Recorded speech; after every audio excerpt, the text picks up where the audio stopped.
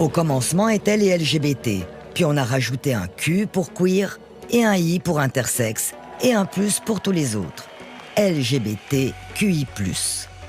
Désormais, on reconnaît des sexualités et surtout des genres, bien loin de la binarité classique, homme-femme.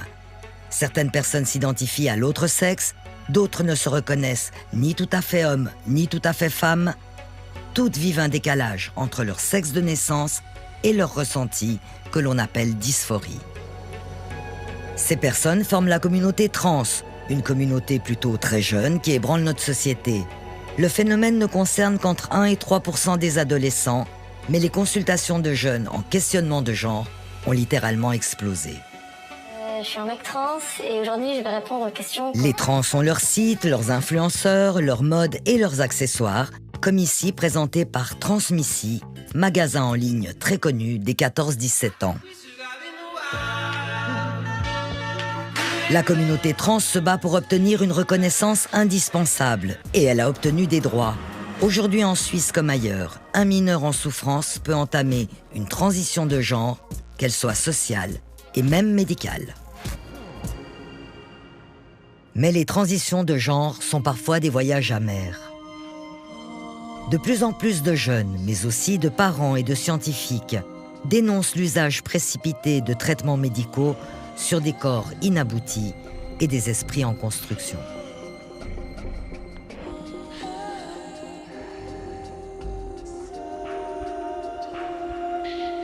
Notre fille dit « Je suis à 65% garçon ». Ça ressemble quand même au résultat d'un quiz. Elle a 15 ans. Je suis passée d'une fille à vraiment un garçon. Je voulais qu'on m'appelle Louis. Il a fallu que je passe par une tentative de suicide pour me libérer de ce truc-là.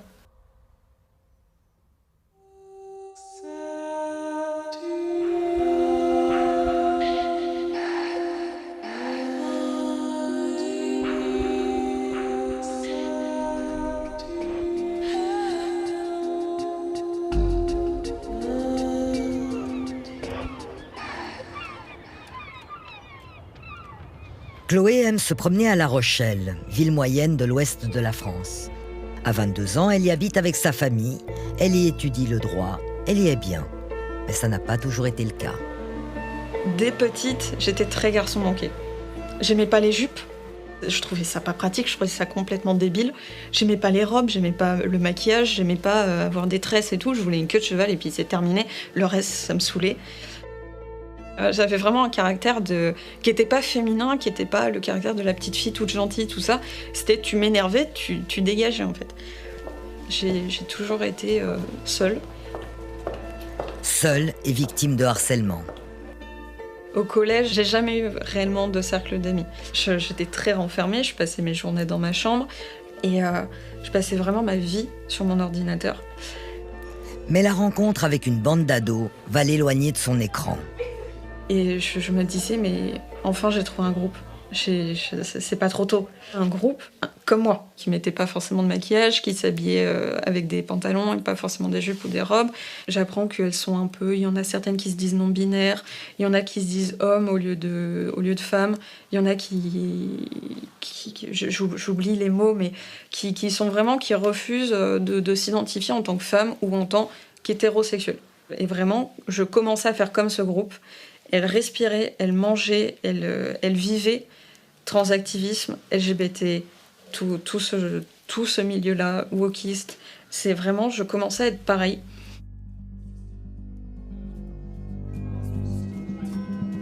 Avec une vieille écharpe que j'avais, je faisais le tour pour cacher un maximum ma poitrine, pour vraiment être acceptée dans le groupe. Et j'étais persuadée que c'était elle les gentils et le reste du monde était l'ennemi. J'avais l'impression, pour moi, hein, clairement, qu'elle était rentrée dans quelque chose qui était de l'ordre du sectaire. Moi, j'avais vraiment le sentiment qu'en fait, elle me ressortait des discours qu'elle entendait, mais que c'était pas sa propre réflexion, et je me disais, et que c'était pas elle, en fait. Vraiment, au fond de moi, je savais, j'avais le sentiment que c'était pas elle. Oui, j'avais cette culpabilité de me dire, mais qu'est-ce que j'ai mal fait dans mon éducation que je lui ai donnée pour qu'elle ne soit pas capable de se rendre compte qu'elle est sous emprise. Chloé est particulièrement attirée par une de ses nouvelles amies. À 16 ans, elle en déduit qu'elle est homosexuelle. C'est là où vraiment je refusais. J'avais fermé toutes les portes à ma famille. Je n'avais dans ma vie plus que ce groupe et cette fille avec qui j'étais en couple. Pour moi, c'était l'amour de ma vie. Je voulais vivre toute ma vie avec elle. Et cette fille a commencé à s'affirmer en tant que trans. Elle m'a dit qu'elle allait faire la transition pour devenir un homme. Elle allait prendre des hormones, elle allait faire une mammectomie, elle a changé son prénom.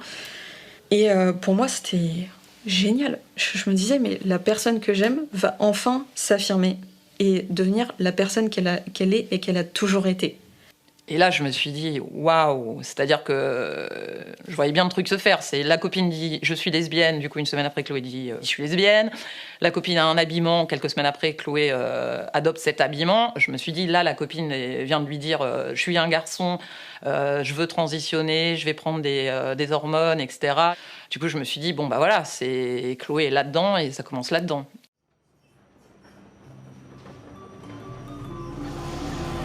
Et puis la vie de Chloé va s'effondrer. Du jour au lendemain, son amie la quitte sans explication. La violence de la rupture bouscule toute sa vie. Il a fallu cet élément déclencheur pour que je me rende compte de toute la manipulation dont j'avais été victime, de l'influence que ce groupe avait eue.